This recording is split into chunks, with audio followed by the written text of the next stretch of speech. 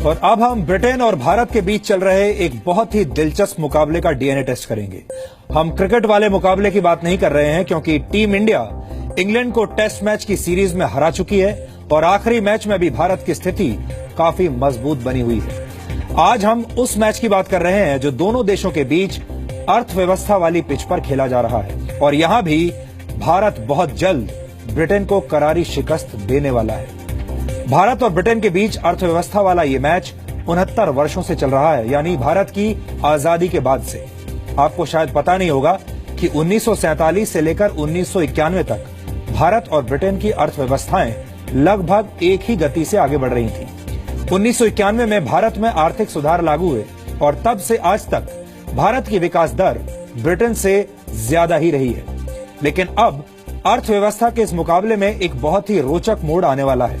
Bharat GDP के मामले में जल्द ही ब्रिटेन को पीछे छोड़ देगा। पहले यह अनुमान लगाया गया था कि भारत वर्ष 2020 तक जीडीपी के मामले में ब्रिटेन से आगे निकल जाएगा, लेकिन अब अर्थव्यवस्था के जानकार ऐसा मानते हैं कि भारत ब्रिटेन को अगले ही साल यानी 2017 में ही पीछे छोड़ देगा। यह ठीक वैसा ही होगा जैसे क्रिकेट के टेस्ट मैच में भारतीय टीम विपक्षी टीम को फॉलो ऑन खेलने पर मजबूर कर दे और मैच को 5 दिन पूरे होने से पहले ही जीत ले। लेकिन 100 वर्षों में ऐसा पहली बार होगा जब भारत ब्रिटेन से बड़ी अर्थव्यवस्था वाला देश बन जाएगा। वैसे 2018 तक भारत दुनिया की 5वीं सबसे बड़ी अर्थव्यवस्था फ्रांस को भी पीछे छोड़ देगा। मौजूदा करेंसी रेट के हिसाब से भारत का जीडीपी 153 लाख करोड़ रुपए है, जबकि मौजूदा करेंसी रेट के हिसाब से ब्रिटेन का जीडीपी 156 लाख करोड़ रुपए है, यानी भारत के जीडीपी से 3 लाख करोड़ रुपए ज्यादा। आईएमएफ के मुताबिक आने वाले वर्ष में भारत की विकास दर 7.6% के आसपास रहेगी, जबकि इसी दौरान ब्रिटेन की विकास दर 1.1% होगी। अगर ऐसा होता है तो भारत का जीडीपी ब्रिटेन से करीब $100 बिलियन यानी करीब 7 लाख करोड़ रुपए ज्यादा होगा।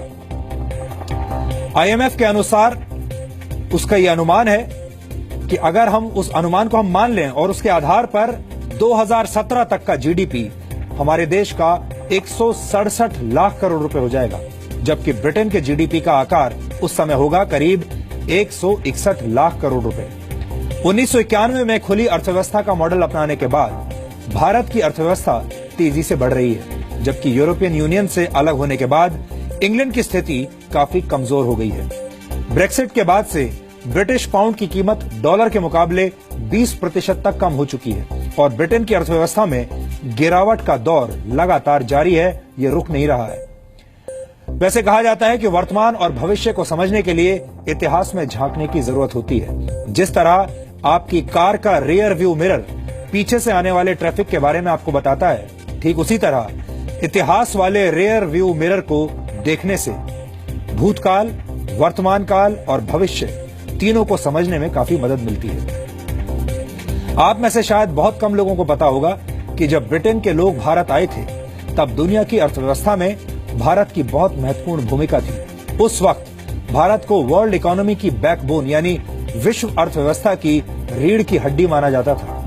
ब्रिटेन के मशहूर अर्थशास्त्री एंगस मैडिसन का मानना था कि सन 1700 में विश्व की अर्थव्यवस्था में अकेले भारत की हिस्सेदारी 23% थी, 23%, जबकि पूरे यूरोप की हिस्सेदारी करीब 23% ही थी। भारत की हिस्सेदारी आजादी के बाद वर्ष 1950 तक घटकर सिर्फ 3% रह गई थी, और इसके लिए ब्रिटेन को दोष दिया जाता है, जिसने सोने की चिड़िया कहे जाने वाले भारत को अपनी विस्तारवादी नीतियों से लूटा और भारत को गरीबों का देश बनाकर छोड़ दिया। ब्रिटेन ने भारत को कंगाल करने के लिए करीब 100 वर्षों तक भारत के संसाधनों का दोहन किया। भारत के कच्चे माल को ब्रिटेन की फैक्ट्रियों में ले जाकर उनसे अलग अलग वस्तुएं बनाई गईं और दुनिया भर के बाजारों में उन्हें मुंह मांगे दाम पर बेचा गया। इससे ब्रिटेन को अच्छा खासा मुनाफा कमाता रहा ब्रिटेन, और दुनिया की सबसे बड़ी अर्थव्यवस्था बन गया।